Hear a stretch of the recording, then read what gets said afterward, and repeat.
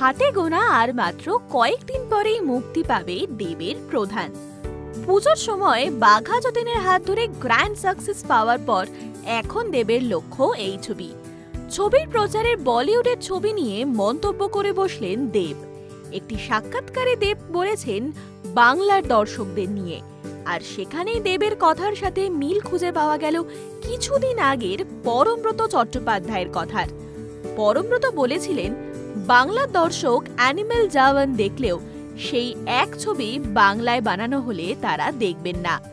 আর দেব এবার বললেন, আমি দায়িত্ব নিয়ে বলছি, জানি অনেকেই অনেক কথা বলবেন, তবুও বলছি বাংলার দর্শক আর বাংলা ছবির দর্শক কিন্তু এক নয়।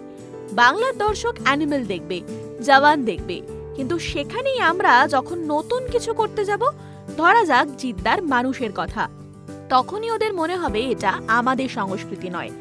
যখনই আমরা লাউড বা ওভার দ্য টপ কিছু করি, তখনই তাদের মনে হয় এটা আমাদের সংস্কৃতির মধ্যে পড়ে না।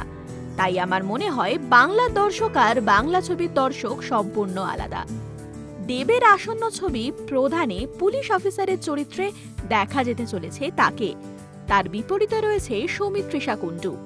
এছাড়া অন্যান্য চরিত্রে রয়েছেন পরাণ বন্দ্যোপাধ্যায়, মমতা শঙ্কর, সোহম চক্রবর্তী, অনির্বাণ চক্রবর্তী সহ আরও অনেকে।